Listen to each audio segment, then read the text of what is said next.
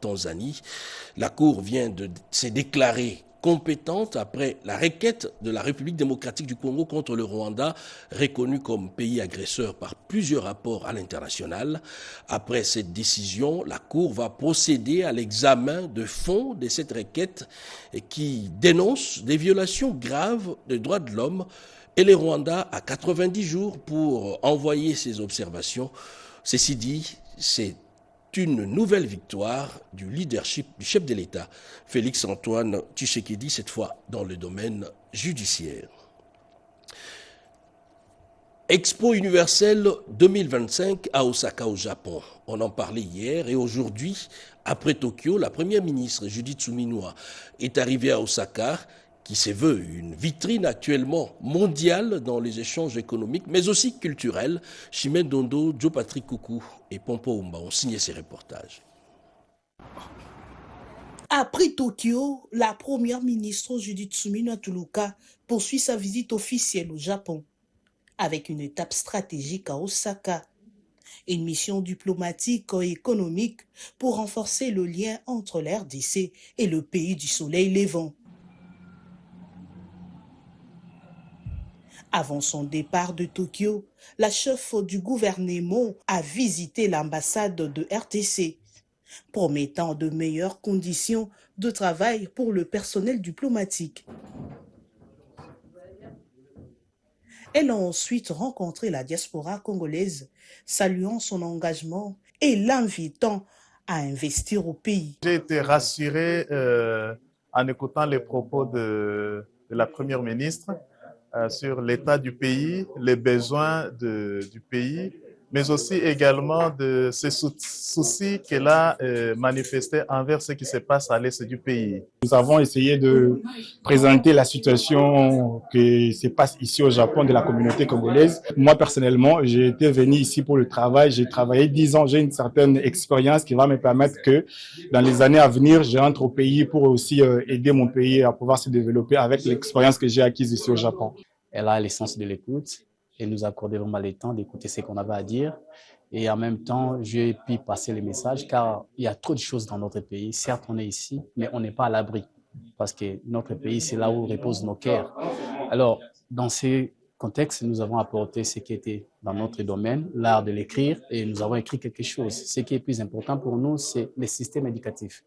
On ne peut pas changer le Congo comme dans un bâton magique, mais on n'a pas aussi non plus 36 solutions. La solution pour changer les choses de notre pays passe par le système éducatif.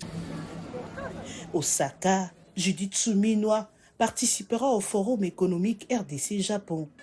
Objectif, attirer les investisseurs japonais dans les secteurs clés de l'économie congolaise comme le mine, l'énergie ou les infrastructures. Bruxelles, capitale mondiale de la vaccination. La Belgique accueille le sommet mondial sur la vaccination.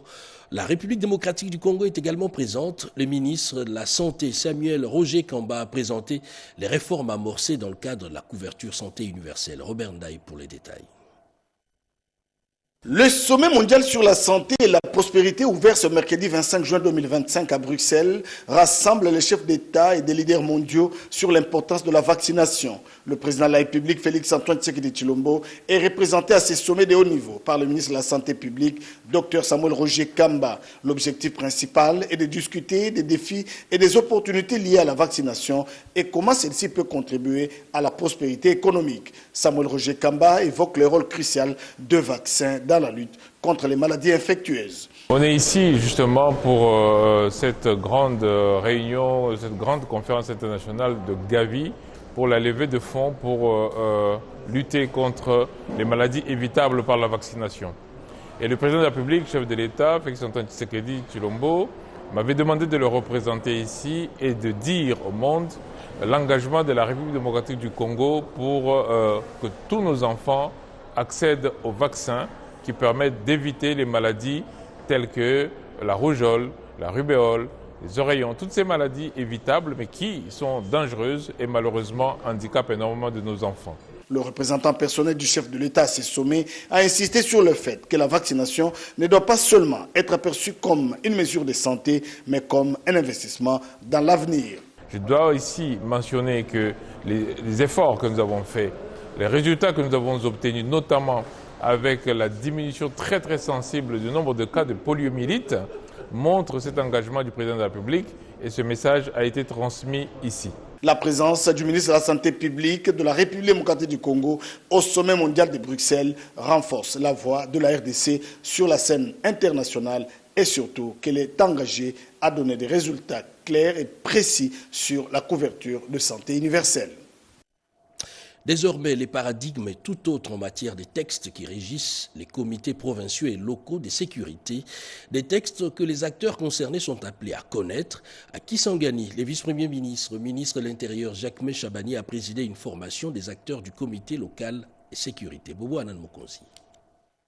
La cérémonie ayant connu la participation du gouverneur Paul Londongolia et de plusieurs autorités venues de Kinshasa a mis en lumière l'engagement des acteurs politiques et territoriaux en faveur d'une sécurité participative. C'est après avoir suivi une série de formations administrées par les experts de la territoriale. Cette formation a été sanctionnée par la remise de brevets par le vice-premier ministre, ministre de l'Intérieur et Sécurité, Maître Jacques Chabani, et marquant ainsi le lancement de la stratégie de gouvernance sécuritaire à la base dans la province de la Tchopo. Maître Ntambwe, coordonnateur de la formation, a exhorté les députés provinciaux à s'impliquer activement dans la sensibilisation, en rappelant que la sécurité est désormais une responsabilité collective consacrée par les nouveaux textes des lois. De son côté, le gouverneur Londongolia a invité les administrateurs à s'approprier la réforme afin d'assurer son efficacité sur terrain. Le vice-premier ministre, ministre de l'Intérieur et Sécurité, Maître Jacques Chabani, a rappelé les caractères obligatoires de réunions hebdomadaires de sécurité telles que prévues par les arrêtés numéro 44 et 46 en application du décret numéro 022/44 sur les comités de sécurité. À ce jour, plus de 2500 acteurs territoriaux ont été formés dans 6 provinces, à savoir Kinshasa, Congo central, le Haut-Katanga, le Kwango, le Lualaba et la Tchopo. La deuxième édition du colloque international de l'école de guerre a fermé ses portes. Les participants ont réfléchi sur une thématique contextuelle liée aux enjeux technologiques et défense de l'intégrité territoriale du pays dans un contexte de mutation géopolitique. Sandra Nyangui et Jiresto Fungi. Réorganiser l'industrie congolaise de défense et de sécurité, sans oublier la programmation des formations sur les nouvelles technologies militaires dans l'enseignement supérieur militaire, c'est l'objectif qu'a poursuivi le deuxième colloque international de l'école de guerre qui ferme ses portes à Kinshasa ce jeudi 26 juin après 2 jours d'intenses travaux. Des assises de haute portée scientifique avec des intervenants qui se sont penchés sur le thème enjeux technologiques et la défense de l'intégrité territoriale de la République démocratique du Congo dans un contexte de mutation géostratégique internationale. La RDC fait actuellement face à une guerre d'agression asymétrique. Prenant la parole, le vice-premier ministre, ministre de la Défense nationale et des anciens combattants, Maître Guy Kabombo Modianvita, qui l'a clôturé, a promis de transmettre fidèlement les recommandations de ce deuxième colloque acquis de droit. Ce colloque a mis en lumière, avec une grande clarté, les défis nouveaux qui interpellent notre appareil de défense nationale. Il a surtout permis de souligner une évidence. La maîtrise des technologies de pointe est aujourd'hui indissociable de la souveraineté et de la sécurité d'un État. De son côté, le commandant de l'école de guerre de Kinshasa, le général-major Mouland Nawej, se réjouit de la pertinence des sujets et de la qualité de débat et d'échange qui caractérisent ses travaux avant de rendre un vibrant hommage au commandant suprême chef de l'État, Félix-Antoine Tshisekedi Tshilombo. Colloque qui s'inscrit dans le domaine de la prospective dans le monde et l'Afrique, nécessaire à nos décideurs en général et utile pour les futurs brevetés de l'enseignement militaire supérieur. Une photo de famille a sanctionné ce colloque international.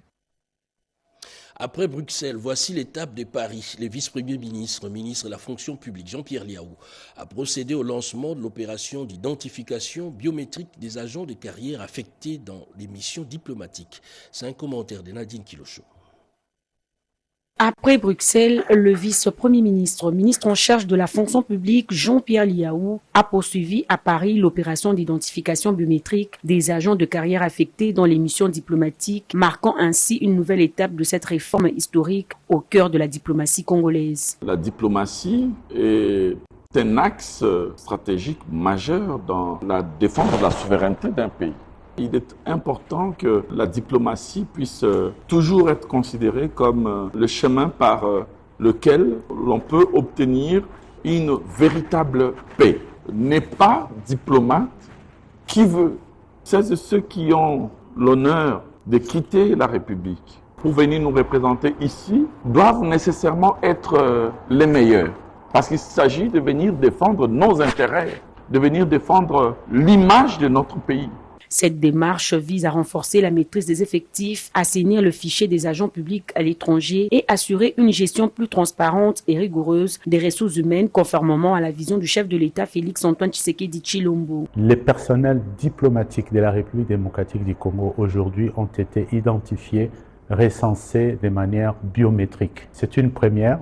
Il y a une véritable révolution qui s'est faite aujourd'hui dans notre fonction publique. En tout cas, c'est vraiment la première fois qu'on sent la modernisation de la fonction publique et la valorisation des fonctionnaires de l'État. L'identification biométrique des diplomates marque une étape clé vers une fonction publique plus efficace, transparente et rigoureuse dans la gestion des ressources humaines de l'État.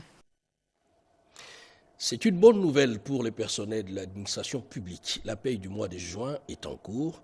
Une confirmation du président du comité de suivi de la paye des agents et fonctionnaires de l'État, Yannick Kissassi. Sylvie Mouembo nous en dit un peu plus. La paye des agents et fonctionnaires de l'État pour le mois en cours vient d'être lancée. Lors de sa ronde dans les différentes institutions bancaires de la ville de Kinshasa, le comité de suivi de la paye a fait ses constats heureux. Les fonctionnaires de l'État rencontrés sur le lieu ont vu leur compte débuter. Il en est de même des policiers, des militaires, des enseignants et magistrats. D'ici la fin du mois de juin, le personnel de l'État sera en possession de son salaire mensuel, a indiqué le président intérimaire du comité de suivi de la paye, Yannick Kissassi, et ce, malgré quelques ennuis techniques et d'ordre organisationnel. Généralement, la fin d'un trimestre, c'est-à-dire le mois de juin, c'est le dernier mois du trimestre, a des caractéristiques assez particulières parce que combinant le traitement de la paye courante du mois, mais aussi de la paye qui va suivre pour le trimestre suivant. Alors donc tout cela, ce sont des éléments qui ont conduit à de petits retards dans les processus. Nous pouvons rassurer à tous les agents et fonctionnaires de l'État que suivant les instructions des autorités de supervision, les différents membres du gouvernement, les comités de suivi est en train d'appuyer sur l'accélérateur pour essayer de booster le processus qui a été déjà lancé, de telle sorte que très rapidement, les différentes catégories qui sont bénéficiaires de cette rémunération au mois le mois puissent entrer en sa possession très rapidement. Ce processus rejoint le souci du gouvernement souminois de voir les salaires des fonctionnaires être payés à l'échéance. Et Kinshasa accueille depuis hier les travaux de la 2e édition du Forum du secteur financier en RDC, des assises initiées par le think tank RDC Stratégie. Images et commentaires. Ce salon de développement du secteur financier se veut un véritable levier actif de création de richesses, de transformation structurelle et de résilience nationale. Des experts nationaux et internationaux du secteur public et privé, des banques et assurances pourront, à travers des panels, ateliers et rencontres stratégiques notamment, aborder différents sous-thèmes concernant ce forum des finances. Tout l'enjeu de la RDC Financial Forum, RFF 2025, initié par le think tank RDC Stratégie, qui se veut être un espace de réflexion stratégique et d'action concrète pour repositionner le secteur financier comme un vecteur central de transformation économique et de souveraineté nationale. Il est temps de sortir d'un modèle sous-performant et fragmenté, de bâtir une industrie financière robuste, ambitieuse et souveraine. Représentant le ministre des Finances, Doudou Fouamba, à ses assises, son directeur de cabinet, Alain Malata, a affirmé qu'il était temps de réinventer l'industrie financière congolaise. Ce thème, loin d'être un simple slogan, est aussi un appel à l'action collective. Il reflète en fait une conviction partagée, c'est-à-dire celle d'une finance qui est un levier essentiel de notre souveraineté économique, de notre prospérité, ainsi que de la transformation structurelle de l'économie congolaise. Qu'il est important de moderniser, d'ouvrir et de réinventer notre industrie financière afin qu'elle devienne un véritable catalyseur du développement durable, de résilience et d'équité. Des échanges seront approfondis entre panélistes dans différents secteurs, aussi bien publics que privés. Après la séance d'ouverture, place à la coupure du ruban symbolique et à la visite des expositions sectorielles. Kobil nous offre un nouveau lubrifiant, produit présenté au public en présence du ministre du portefeuille Jean-Lucien Boussassin, commentaire de Chimène Dondo.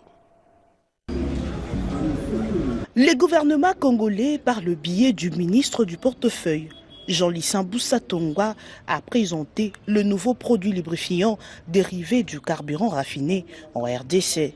Au regard des objectifs assignés par l'équipe gestionnaire de Kobil SA et du gouvernement pour doter la société leur propre lubrifiant de marque Kobil.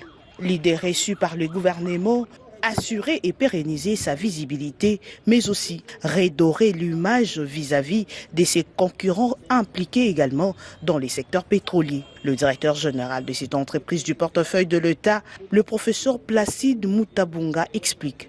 Depuis la création de cette société Excellence, en 2022, c'est la toute première fois que votre société de l'État lance ses propres lubrifiants portant sa marque. Je vous invite donc à utiliser fréquemment et sans modération nos lubrifiants, et c'est pour offrir aux moteurs, aux transmissions, aux boîtes de vitesse, aux ponts et frais de vos véhicules ainsi que tout autre engin une protection à longue durée. Les partenaires de leur côté ont expliqué les avantages pour maximiser leurs recettes dans le domaine pétrolier et faire de bons lubrifiants. Pour finir cette cérémonie, une visite dans les endroits où sont placés le panneau solaire pour faire fonctionner les stations-service de Kobil SA. Autre chose, le Tchad et la RDC ont mis en place un cadre d'échange d'expérience en matière électorale. Une délégation de la centrale électorale tchadienne était en mission à Kinshasa et a eu des échanges avec la CENI. Jean-Pierre Ndolodemazou. Le directeur de cabinet adjoint Daf Banza a présenté chaque étape de la procédure depuis l'identification jusqu'à l'enrôlement proprement dit. L'accent a été mis sur le matériel utilisé, ses différentes composantes et leurs fonctionnalités jusqu'à la transmission des données. Il a particulièrement souligné les dispositifs mis en place pour prévenir les enregistrements multiples, notamment l'intégration des empreintes digitales et de l'iris de l'électeur, une innovation impulsée par Denis Kadima Kazadi afin de garantir le principe un électeur, une voix. À la demande des visiteurs, la délégation tchadienne s'est rendue au centre d'opération de sécurité pour découvrir les technologies employées dans la sécurisation du processus. Dans l'ensemble, cette mission a permis à la délégation de s'imprégner des avancées de la CENI dans le domaine électoral, notamment la transition du vote manuel vers le système semi-électronique et d'autres progrès technologiques. Une visite guidée au centre électoral Bossolo, situé à Kingabois, a offert la veille aux hôtes tchadiens une immersion concrète dans les installations logistiques déployées pour assurer une gestion optimale des opérations électorales. Redynamisation des activités du programme de désarmement, démobilisation, relèvement communautaire et stabilisation PDDR-CS et élaboration d'un plan d'action, ce sont là les objectifs poursuivis par l'atelier sur les diagnostics de ces programmes, des assises lancées par les vice-gouverneurs du Tanganyika. Les détails avec Peggy Mukunda. Programme de désarmement, de mobilisation, relèvement communautaire et stabilisation au PDDR-CS en partenariat avec les programmes des Nations Unies pour le développement PNUD a officiellement lancé un atelier d'évaluation du cadre de concertation pour la paix et appui au programme, ainsi qu'un diagnostic du PDDR-CS dans la province du Tanganyika. Ces assises de 2 jours ouvertes officiellement à l'hôtel Yvonne à Kalemi par le vice-gouverneur de Tanganyika, Kabwe Mweu Isidore, en présence du coordonnateur national du PDDR-CS, Jean-Dédié Désiré Tangatita, vise à redynamiser les programmes dans la province, évaluer l'état d'avancement des activités et identifier les défis ainsi que les perspectives. Dans leur allocution, les coordonnateurs nationaux du PDDRCS et le vice-gouverneur de la province du Tanganyika ont souligné la nécessité d'étendre les programmes au niveau des territoires pour contribuer efficacement à la restauration de la paix et à la réconciliation communautaire. Les patrons du PDDRCS appellent l'ensemble des parties prenantes à s'impliquer davantage à l'évaluation des activités du programme. Accompagnez-nous dans le respect de notre identité et de notre culture. Nous attendons de vous une co-responsabilité réelle, une co-création sincère de réponses, une mutualisation des ressources, des efforts et des risques. Le chef des bureaux du PNUD, Abou Diabé, a quant à lui insisté sur l'importance de rendre le PDDRCS véritablement communautaire afin de traiter les causes profondes des conflits et de jouer pleinement son rôle. Caire, la capitale égyptienne, a accueilli la grande soirée foot africain, mais au féminin, en plus, loin des terrains de football. Il s'agit d'Empower 2025, activité à laquelle a pris part la 4e vice-présidente de la CAF, la Congolaise Bestine Kazadi. Rencontre autour du leadership féminin dans le football africain. C'est un commentaire signé Souzingoy. Porté par le département du football féminin de la CAF, Confédération africaine du football, le programme Empower Air veut renforcer les capacités des femmes leaders engagées dans la gouvernance du football africain. L'édition 2025 a réuni des dirigeantes influentes, parmi elles la 4e vice-présidente de la CAF, la ministre déléguée Bestine Kazadi. Organisée par la Confédération africaine de football au Caire, en Égypte, les participantes ont suivi pendant 3 jours un cycle d'ateliers immersifs visant, entre autres, à identifier leur style de leadership à travers une réflexion personnelle sur leur parcours et à construire un réseau solidaire entre femmes leaders du football. Occasion pour Maître Bestine Kazadi de conscientiser les femmes à prendre ce qui leur revient de droit. Il faut oser, il faut avoir l'audace de ses ambitions, il faut avoir la sûreté de soi, être sûr et peut-être arrêter, comme Madame disait, d'être focalisé sur ce que les gens vont penser de nous. Quand on a fait le choix d'être leader, quand on a fait le choix de faire du management sportif, eh bien, il faut assumer son ambition. Le programme Empower Air encourage les femmes du football à devenir aussi des chefs d'entreprise capables de bâtir des projets durables, d'attirer des sponsors et de valoriser les talents féminins. Autre activité, autre cadre qui parle également du leadership féminin, c'est justement ce forum sur le renforcement des capacités de la jeune fille et la femme pour contribuer à la bonne gouvernance. Eugénie Dada-Chabani. Ces forums sur le renforcement de leadership féminin en RDC est organisé par l'AFS, la Fondation internationale de systèmes électoraux, à travers son cadre de réflexion et de discussion AFS Leadership Club, avec l'appui financier du ministère des Affaires étrangères, la Grande-Bretagne et les Commonwealth. L'objectif visé est de former les jeunes filles et les femmes en leadership pour contribuer au développement de la RDC qui aspire à consolider la bonne gouvernance. Occasion pour le directeur pays de l'AFS RDC, Edna Keske, d'exprimer sa gratitude aux partenaires. D'adresser nos vifs remerciements à toutes les institutions congolaises partenaires pour leur soutien constant à cette collaboration stratégique. À notre bailleur de fonds principal, le FCDO, pour sa confiance renouvelée envers IFES et sa vision partagée d'une avenir inclusive. Le délégué de la première ministre et les ministres femmes ainsi que les ambassadrices des USA, de la Belgique et de la Grande-Bretagne ont partagé leurs expériences sur le leadership dans la diplomatie et au gouvernement avec un impact sur la démocratie et la bonne gouvernance de la chose publique. C'était à travers des panels sur 2 thématiques, gouvernance inclusive au rôle des jeunes femmes ainsi que les jeunes femmes et diplomatie. Renforcer la voix féminine par la diplomatie inclusive et innovante. Accroître la présence de jeunes femmes dans les instances des prises de décision. Les étudiantes et le délégué de la société civile ont participé à ces forums prévus du 25 au 26 juin 2025.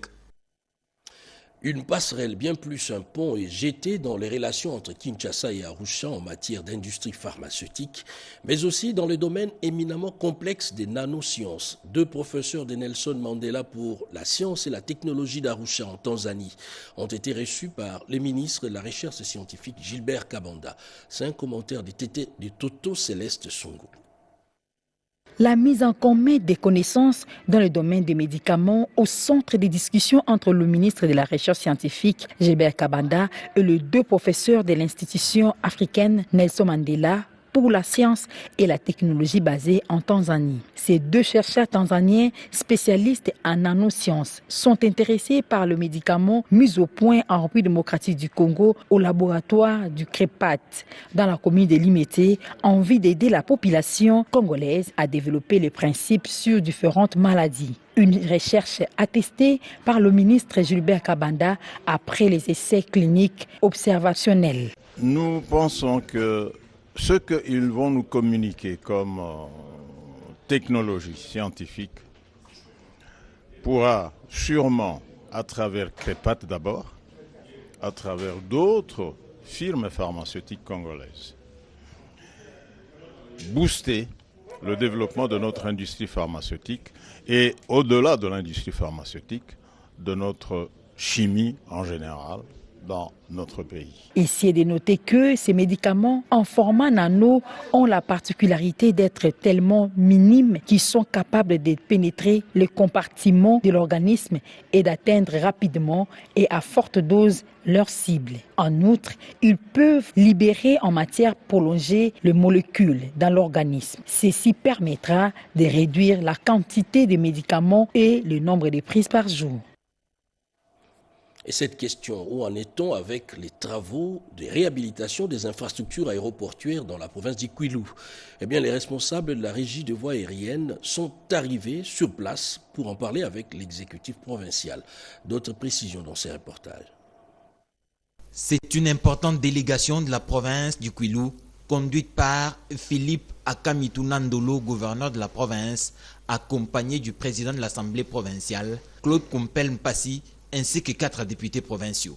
Ils ont été reçus par Léonard Ngomambaki, directeur général, et Louis-Blaise Londolé, directeur général adjoint, en présence de plusieurs directeurs techniques de la Régie des voies aériennes RVA. L'objet de cette rencontre portait sur la planification des travaux d'aménagement et de modernisation des aéroports de Grand Bandundu, notamment ceux de Kikwit et de la ville de Bandundu. Cette initiative vise à améliorer la connectivité régionale dans le cadre de la mission de la RVA et à soutenir le développement économique de la province. Les aspects techniques, logistiques et financiers du projet ont été abordés avec un engagement commun à œuvrer ensemble pour la réalisation rapide de tous les travaux prioritaires. Nous, à notre niveau en tant que RVA, nous avons déjà demandé des cotations à 3 entreprises, l'Office des routes, OVD et l'Afritec, pour que nous puissions revêtir d'une nouvelle couche de ces 2 aéroports où les chefs de l'État devraient visiter.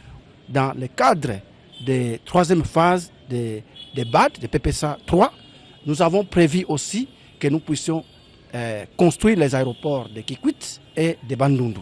À Bandundu, il faut aménager l'ancien aéroport et puis il faut chercher un nouveau site. Il en est de même à Kikwit. On a pris des résolutions ensemble. Des 2 côtés, on va faire les suivis pour la bonne marche des travaux. Cette initiative s'inscrit dans la vision du développement intégré et durable des provinces et témoigne de la volonté des autorités provinciales et nationales de collaborer pour améliorer les infrastructures de transport au service des populations. Après chaque exercice, il faut passer à l'évaluation. Kinshasa a accueilli les travaux d'évaluation annuelle du partenariat entre le Fonds de solidarité de la santé et les établissements de soins et services de santé dans le cadre de la couverture santé universelle. Yolande Voka. Cette revue annuelle 2024 avait pour objectif de renforcer la gouvernance et la capacité institutionnelle du Fonds de solidarité de santé pour une gestion optimale de ces interventions. Ce dans le but d'élargir la couverture en protection sociale santé et de promouvoir la protection financière contre les risques financiers liés à la maladie, assurance maladie, avec un accent sur le secteur informel. Nous intervenons donc, le Fonds de promotion de la santé intervient sur plusieurs axes. La dotation en médicaments, les équipements, la gestion des références et il y a la problématique de disponibilité des poches de sang. Nous avons présenté quelques indicateurs de performance. En moyenne, nous dirons près de 87% des établissements de soins de santé sous ce programme ont été équipés. Mais nous devons atteindre le 100%. Nous sommes en train de préparer notre 4e et 5e prépositionnement médicaments. Aujourd'hui, nous sommes très heureux d'avoir une plateforme digitalisée avec le collègue de la NICNS pour réduire au maximum le temps des commandes et deuxièmement les écarts qu'on peut enregistrer. Les régulateurs de l'offre de soins, ceux de la demande de soins, ainsi que le groupe interbailleur santé et les partenaires techniques et financiers dont l'Agence belge de développement ENABEL prennent part à cette série de 3 ateliers. Ils ont comme devoir d'identifier les forces et faiblesses de l'action du Fonds de solidarité et de santé et de formuler des recommandations pour une meilleure prise en charge. C'est la grande nouvelle. C'est demain que la RDC et le Rwanda vont procéder à la signature de l'accord de paix à Washington, aux États-Unis. L'Union sacrée se tient debout pour saluer cette victoire diplomatique en vue du retour de la paix en RDC, mais aussi dans les Grands Lacs. On en parle avec Robert Ndaye. Importante réunion des membres du Présidium de l'Union sacrée de la Nation qui se tient dans un contexte politique délicat où la stabilité du pays est primordiale. Le secrétaire permanent, le professeur André Mbata Betoukoumé Soumangou, a souhaité, en présence du doyen de membres du Présidium, Christophe Mbosso, la bienvenue à tous les membres au siège du secrétaire permanent de l'Union sacrée de la Nation. À l'unanimité, ils ont discuté des enjeux décisifs liés à l'accord qui sera signé dans les jours qui viennent à Washington. Un accord qui vise à renforcer la paix et la sécurité à l'est de la République démocratique du Congo. Il a été décidé au sein de l'Union sacrée que l'Union sacrée témoigne son soutien indéfectible au chef de l'État pour de nombreuses œuvres, actions que le chef de l'État est en train d'organiser. Les membres du Présidium qui s'apprêtent à faire une déclaration de soutien au chef de l'État Félix-Antoine Tshisekedi Tshilombo, haute autorité politique de l'Union sacrée de la Nation, ont exprimé leur engagement envers la paix et la sécurité à l'est du pays. Un sentiment de satisfaction avec un sentiment de regret pour de nombreux Congolais qui sont morts pour la patrie, qui ont été assassinés par les ennemis de la République démocratique du Congo, qu'il faut aider le président Tshisekedi à rétablir la paix dans son pays. Nous disons grand merci. Bien avant cette réunion du Présidium, les jeunes ont appelé à une mobilisation générale le 1er juillet 2025 pour une marche de soutien à l'accord de Washington. Tous apportent leur soutien à la haute autorité politique de l'Union sacrée de la Nation, Félix-Antoine Tshisekedi Tshilombo, en vue de la signature imminente à l'accord de paix à Washington. Et les bureaux d'études d'aménagement et d'urbanisme jouent un rôle important dans la planification et aménagement des villes. Les responsables du BAU étaient avec les ministres délégués à l'urbanisme Tinguete Lito, Luzen Tsakala.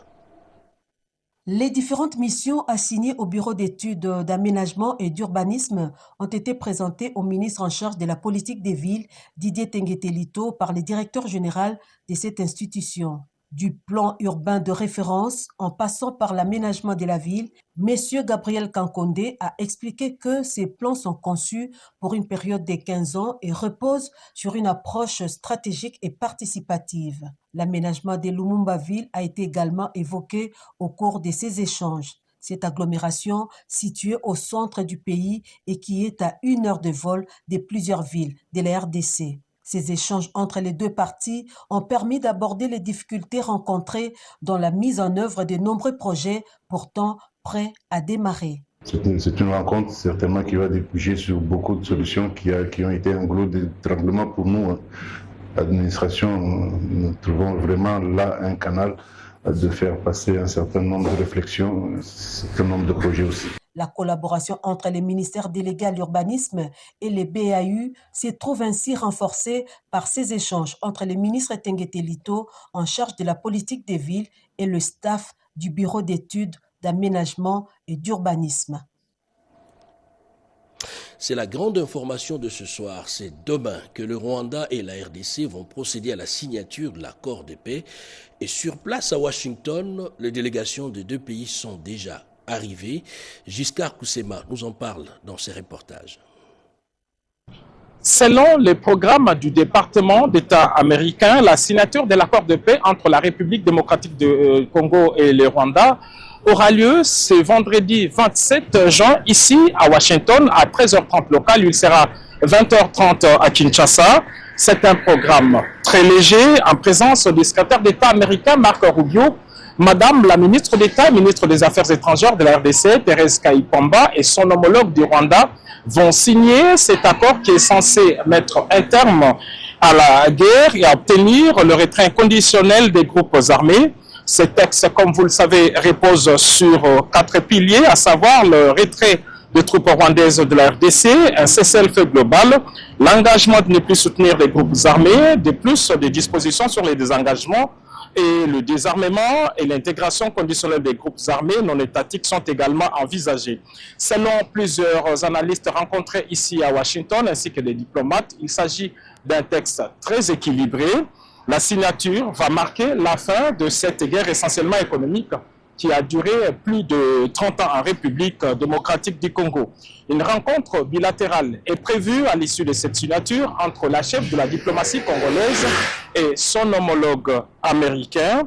Et dans la foulée de cet événement, Mme Kayipamba a prévu d'animer une conférence de presse ici à Washington pour expliquer les tenants et les aboutissants de cet important accord. En ce qui concerne les textes lui-même, il s'y est de signaler qu'il est le même que celui qui a été paraphé il y a une semaine ici même à Washington. Les deux ministres des Affaires étrangères sont déjà sur place dans la capitale américaine. Madame Thérèse Kayipamba est accompagnée d'une forte délégation de la présidence de la République, ceux-là qui ont travaillé avec efficacité et discrétion sur cet important dossier. C'est donc un autre succès diplomatique important pour le président de la République, Félix Antoine Tshisekedi Tshilombo, mais c'est aussi le début d'un partenariat privilégié entre la République démocratique du Congo et la première puissance mondiale, à savoir les États-Unis d'Amérique. C'est avec cette grande nouvelle venant de Washington que nous mettons un terme à ce journal, le 20h sur la RTNC. Madame, Monsieur, merci de l'avoir suivi. 23h, Jacques Mégy, et demain 7h, Serge Merlin-Mata. Retrouvez demain à 20h, Sandra Nyangui. Excellent suite des programmes sur nos antennes. Bonsoir chez vous.